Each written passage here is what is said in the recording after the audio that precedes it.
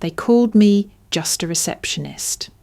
My own brother said it with a smile, right in front of his high society guests, as if I were furniture. I stood there, tray in hand, invisible in a golden cage they built for me. But they didn't know the truth behind the magazine cover lying on that table. They had no clue who really designed the app that made headlines last week. If only they knew who I had to become, what I had to lose to get here. This isn't just a story of revenge. This is the rebirth of someone they tried to erase. The lake shimmered under the last light of August, and laughter spilled like champagne from the open doors of the Morgan estate. Glass clinked, heels clicked. Claire moved silently across the marble floor, a silver tray balanced in her hands. No one looked at her twice. "That's just our family's receptionist," Lucas said with a practiced chuckle. Claire paused behind the bar, still holding the tray. He didn't even lower his voice. The guests laughed politely, eyes already drifting back to their glasses. Claire kept her face blank, but her fingers gripped the tray tighter. She could smell the balsam in the air, the sweetness of sugared pecans baking in the kitchen. It smelled like every other party her family threw. It smelled like erasure. She wore a navy blue dress her mother had chosen, modest, silent, forgettable. It matched the curtains. She was expected to circulate, smile, offer appetizers, and then disappear again. No one asked her what she did outside this house.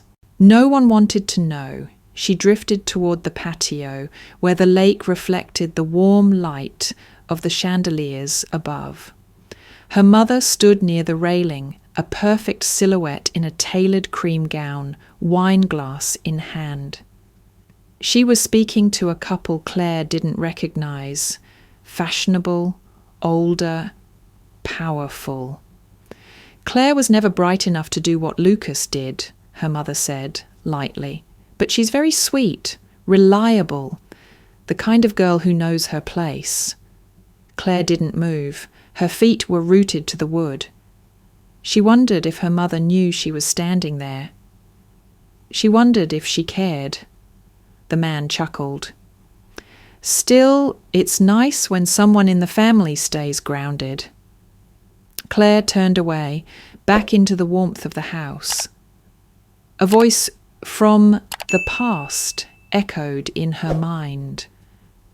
Professor Lyman holding the acceptance letter to the Rhode Island School of Design. "You've got the eye, the kind of intuition we can't teach." She never went. Her mother tore the letter into neat, careful strips and dropped them in the fireplace. "We didn't work this hard to have a daughter wasting time on fantasy." Claire wandered through the crowd, her face still calm. Inside, she was folding in on herself. At the centre of the room, Lucas held court in a slate grey suit, surrounded by investors and lawyers and old money friends. She knew their faces from magazines. Lucas beamed as he passed out cigars. She remembered when he used to steal her notebooks and mock the sketches. Now he used her eye to pick ties. As she passed the far end of the room, a woman reached for a canapé and caught Claire's wrist instead. "Careful," the woman said, smiling. Claire blinked. She was older, mid-50s maybe, with sharp eyes behind wire-rimmed glasses. She wore her confidence like a second skin, the kind of woman who wasn't used to being told no. "You're Claire Morgan, right?" Claire hesitated. "Yes." The woman slipped a small black card onto the tray. "I've seen your work." Claire's stomach dropped. "I think you have me confused with someone else." "I don't," she said softly. "Phoenix Design? The minimalist UX for Aeris? That interface was yours. I know the signature." Claire said nothing. The woman smiled. "Call me," she said, and was gone. Claire's heart pounded. She hadn't used her real name on any submissions. Everything had been under a pseudonym. She only showed the heiress mock-ups to one group. One startup. Privately. How did she know? She slid the card into her pocket just as Lucas passed by again, laughing, clapping someone on the back. His eyes brushed over her and kept going. No suspicion. No clue. At that moment, Claire saw it. Not just the cracks, but the rot under the paint.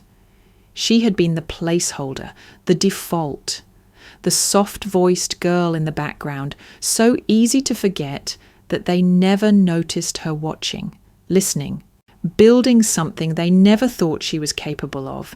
And now, someone had noticed. Claire looked up. Across the room, the woman who gave her the card turned back just for a second. Her eyes locked with Claire's. There was something there. Recognition, yes. But more than that. She knew her mother. She had history here. And suddenly, Claire understood. This wasn't just about design. This wasn't just about work. This was about them. The letter arrived in a thick cream envelope, tucked beneath a tray of fresh scones. Claire almost missed it, mistaking it for another guest RSVP. But when she opened it, her eyes froze on the first line. Effective September 1st, your name will be removed from the Morgan Trust account. The signature at the bottom was Lucas's.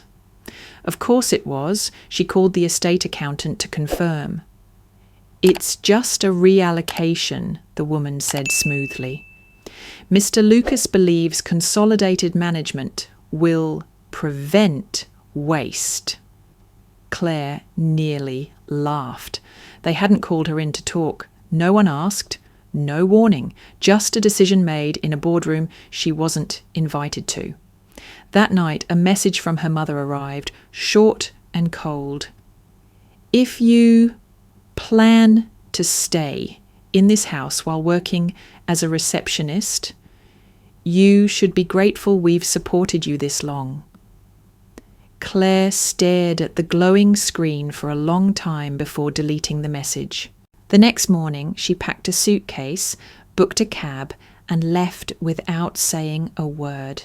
Her new place was a studio on the edge of town with cracked tile floors and a drafty window that let in the sound of sirens.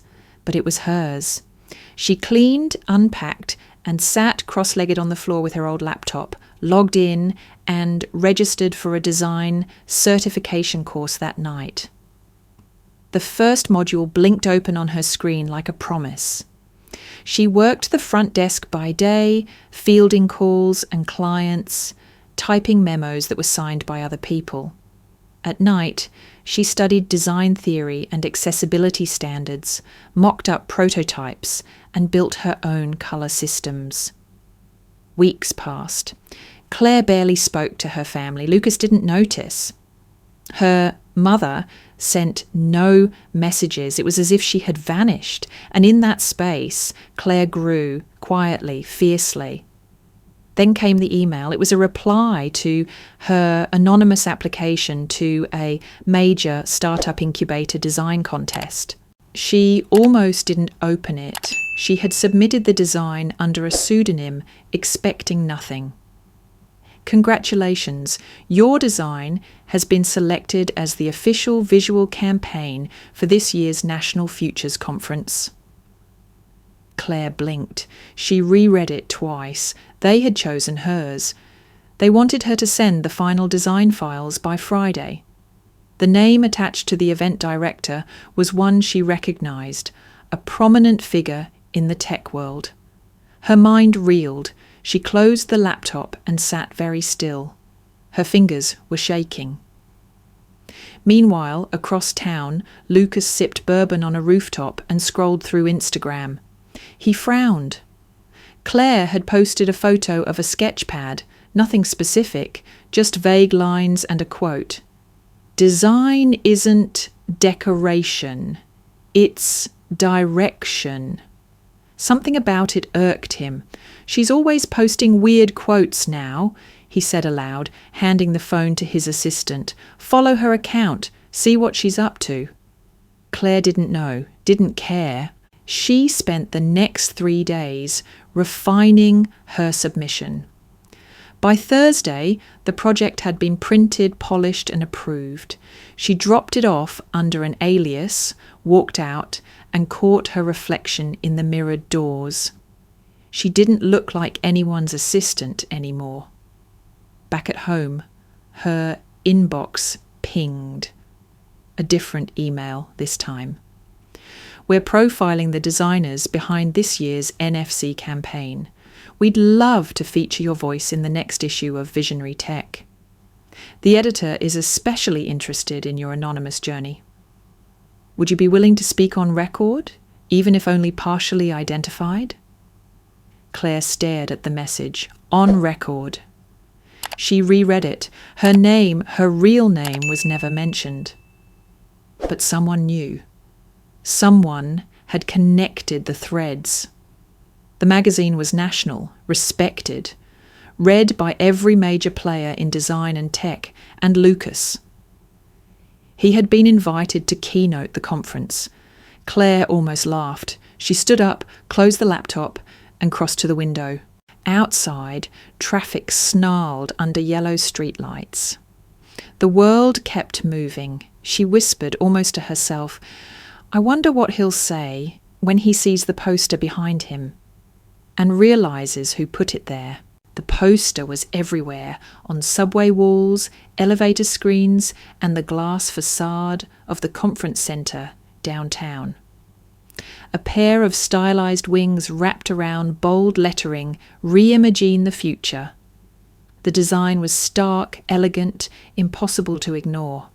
Claire stood across the street, hands deep in her coat pockets, watching as a group of tech executives posed in front of it, laughing. One of them pointed up at the wings. That's the anonymous phoenix again, right? He said. Claire turned away before they could notice her. The Visionary Tech article had gone live that morning. The title read, The Anonymous Phoenix, the hidden hand behind design's most disruptive campaigns. It didn't include her name. Just fragments of interviews, quiet commentary about boundaries and erasure, a photo of the sketchpad with no face in frame. But it was enough. Inside the Morgan estate, Lucas threw the magazine on the table so hard it knocked over a glass. This is ridiculous, he said. People idolise some invisible designer now. Nobody knows who she even is. It could be a fake, a gimmick. Their mother looked up from her tablet. They're calling her a revolutionary voice for overlooked women. Is that what passes for accomplishment now? Lucas huffed. Another influencer with delusions of grandeur. At that exact moment, Claire was signing the paperwork for a limited liability company, Phoenix UX Studio. It was small, just her, but she had a client waiting, an investor curious, and more emails in her inbox than she could respond to. She didn't tell anyone. She didn't need to.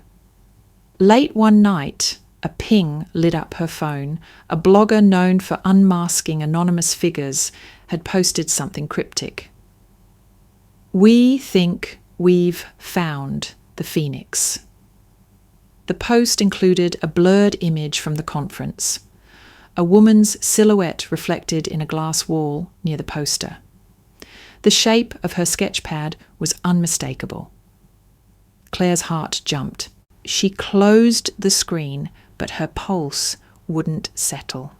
She had been careful, always behind the scenes, always initials, never full names, but someone had seen through.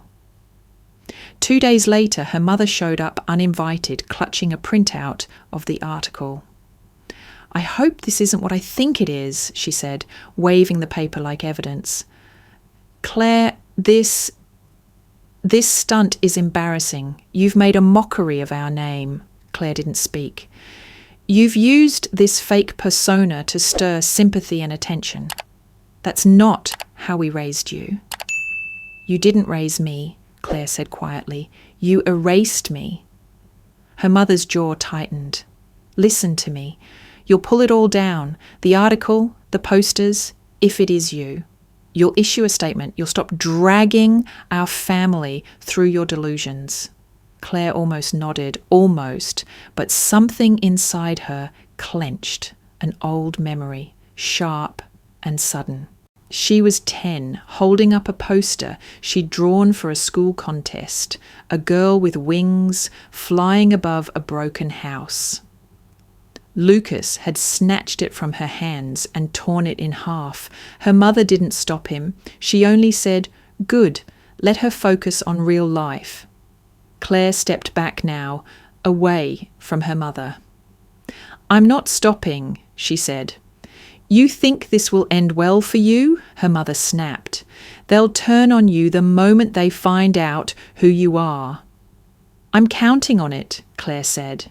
Her mother stared, then turned and walked out, heels clicking like punctuation. That weekend, Claire met a potential investor at a quiet cafe. The woman extended her hand with a knowing smile. "I was hoping it was you," she said. "I recognised your work the moment I saw it." Claire blinked. "You were at the lake house." "I was." "You know my family?" "I knew your mother," the woman said. "Years ago. I applied for a job under her. She made sure I never worked in the industry again." Claire swallowed. "I left, started over, built something from scratch, and now here you are." Claire looked down at her coffee. "So you're not just investing in the product."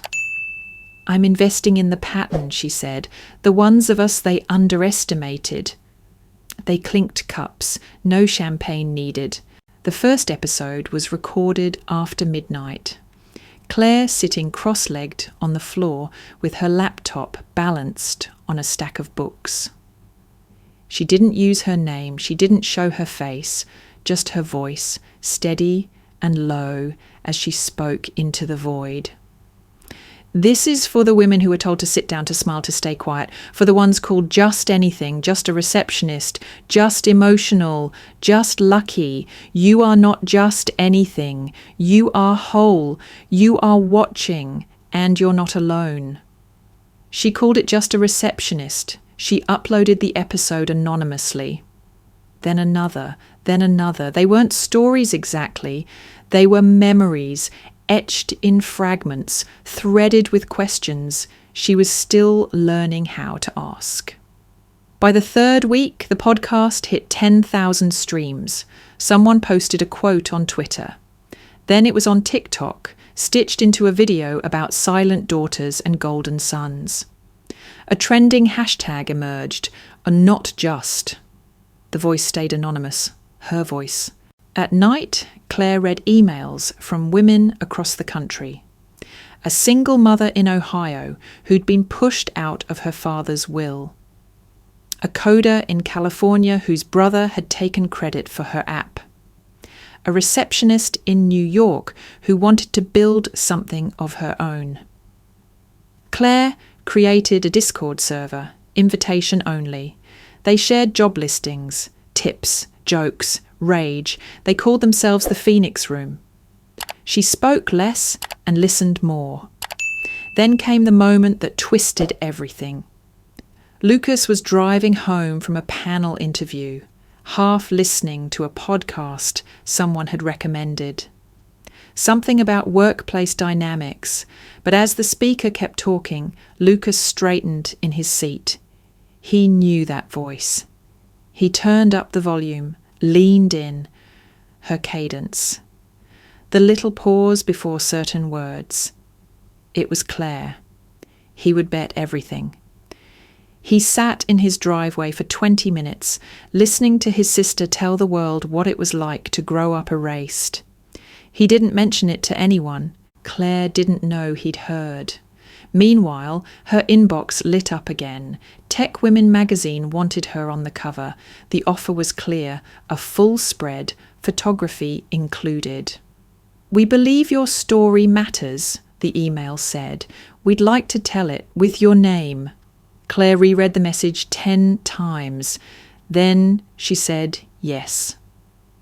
2 weeks later, the photo shoot took place in a minimalist studio in Brooklyn. No gowns, no filters.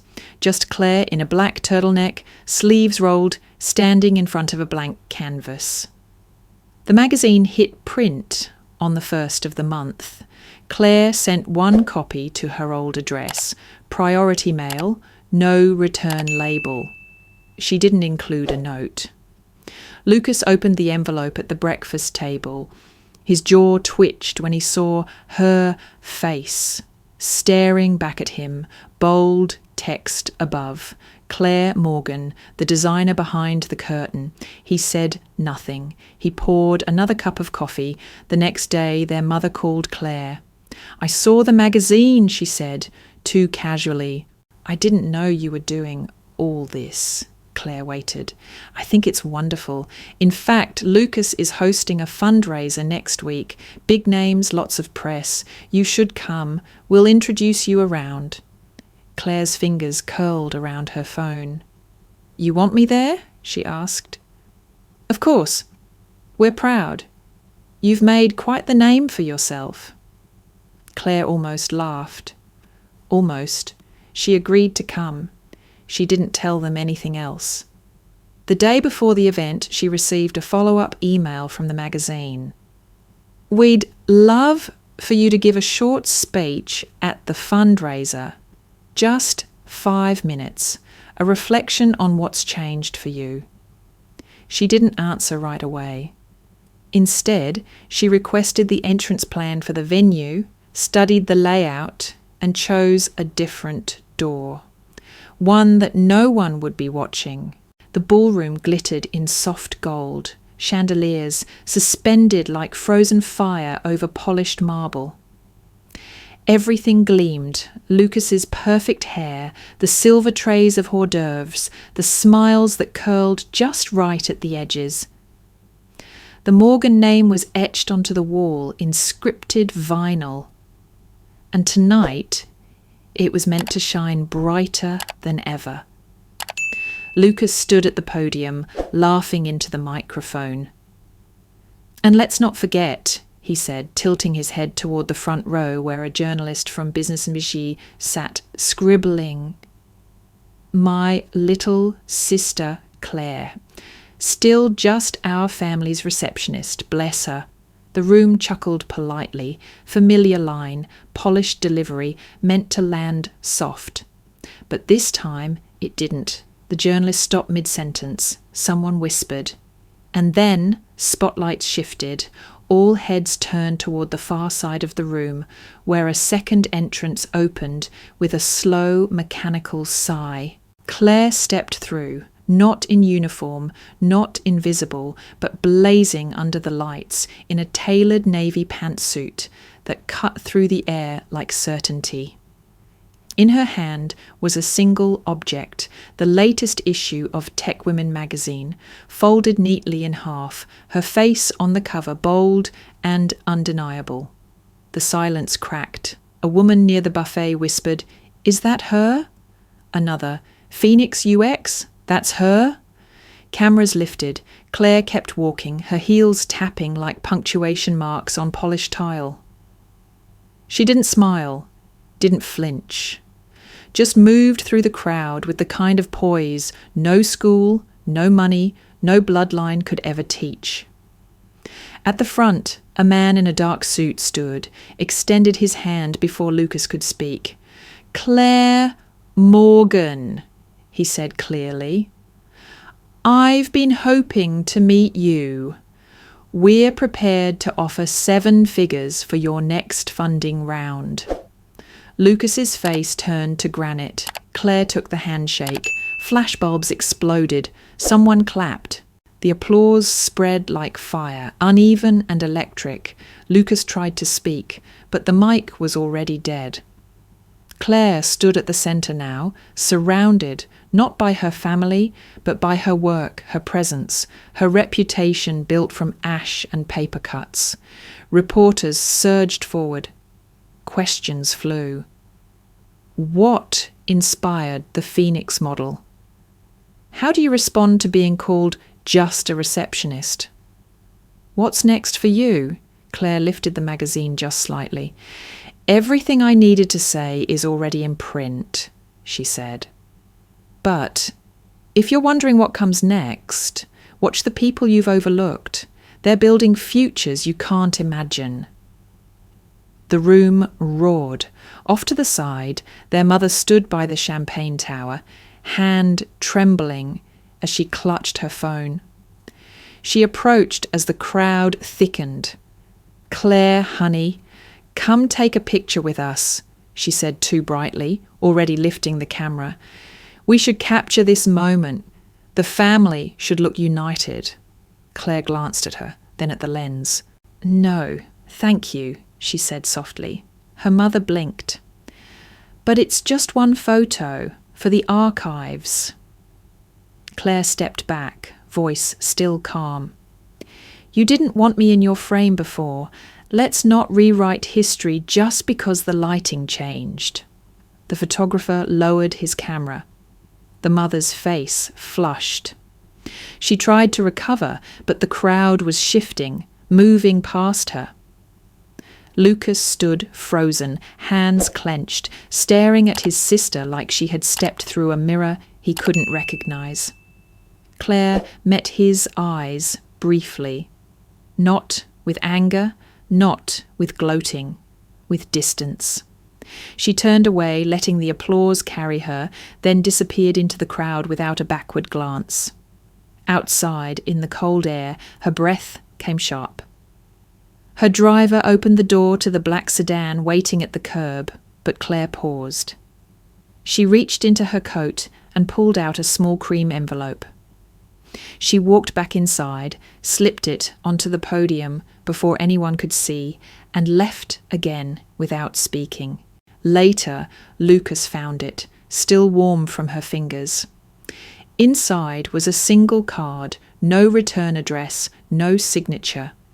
Just one handwritten line. "Freedom doesn't require an apology." The day Claire signed the podcast rights to Spotify, she didn't celebrate. She didn't post. No announcement, no champagne, no curated press release. Instead, she lit a candle, brewed tea, and opened her laptop to reread the first transcript of Just a Receptionist. Her voice, raw and steady, filled the room as she read.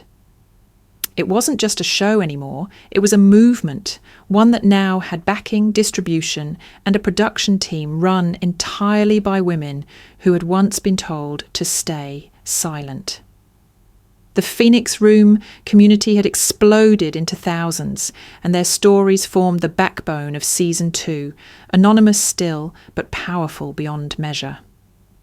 The agency had grown too. Phoenix UX now occupied a full floor in a downtown co-working space, its walls covered in sketches, mood boards, and wireframes. Over 50 employees filled the office, designers, coders, project leads. Almost all of them had once been told they weren't good enough. Almost all of them had stories that began with "I was overlooked." Claire never called herself the CEO. She was listed as founder and vision lead because, as she told the team, titles mattered less than trust. One afternoon, during a quiet break between pitches, her assistant handed her a folder. "You're going to want to see this," she said. Inside were screenshots, tweets, blog posts, video clips. Lucas Morgan's name trended for all the wrong reasons. A leaked audio file, harsh words, derogatory jokes, recordings of closed-door meetings where he'd laughed about controlling the narrative around my sister. The timing was brutal. Within hours, Claire's name was trending alongside his, but for entirely different reasons. She felt no joy. only a strange, cold silence. But then came the twist. One of Lucas's most trusted senior staff, his communications director, resigned publicly. She posted a 3-page letter to LinkedIn detailing the toxic culture she had endured, the manipulation she had witnessed, and her silent membership in the Phoenix Room. "I joined because I needed to know I wasn't the only one," she wrote. "Turns out I was never alone. I just hadn't met the right leader yet." The post went viral. Claire read it in the dark, tears caught in her throat. It had come full circle. Weeks later, she stood on the stage of a TED conference, under the kind of lighting once used to hide her. Now it lit her face like a sunrise. She didn't use notes. "My name is Claire Morgan," she began, "and for most of my life I believed I had to earn a seat at the table by being small, quiet, and useful. I was told that being just something, a receptionist, a sister, a helper, meant I was replaceable." She paused, let the silence settle. "But here's what I've learned. You can build the table. You can choose who sits beside you. You can set fire to the labels that kept you trapped and design something better." She looked out over the crowd. "I wasn't just a receptionist. I was a mirror, one that reflected back the greed, the fear, and the fragility of those who needed to control me. But mirrors can break, and when they do, they cut." Applause erupted. After the event, she stayed behind to speak with students. One girl hugged her and whispered, "You gave me language I didn't know I needed." That night, Claire announced the launch of a new initiative, the For the Overlooked Foundation, a scholarship and mentorship program for women and non-binary creatives who had been excluded from traditional paths. The logo was simple, a flame rising from a shattered frame. She didn't invite press. The applications flooded in anyway. In her quiet moments, Claire stopped checking headlines. She no longer searched for her name, or tracked what Lucas was doing, or worried about who believed what. That chapter was closed, not because it ended in applause, but because it no longer held her hostage. Freedom, she realized, wasn't the absence of criticism. It was the absence of permission. Claire sat in the studio one final time to record an episode, not for release, not for a network, just for herself. "I don't need to be seen to exist," she said. "I don't need to be praised to matter. I don't need your approval. I never did. But thank you for finally giving me the silence I needed to hear myself." She stood, pressed stop, and walked to the window. Outside, the city moved forward. So did she. In her mind, one last sentence took shape. "My name is Claire Morgan. I am not just a receptionist.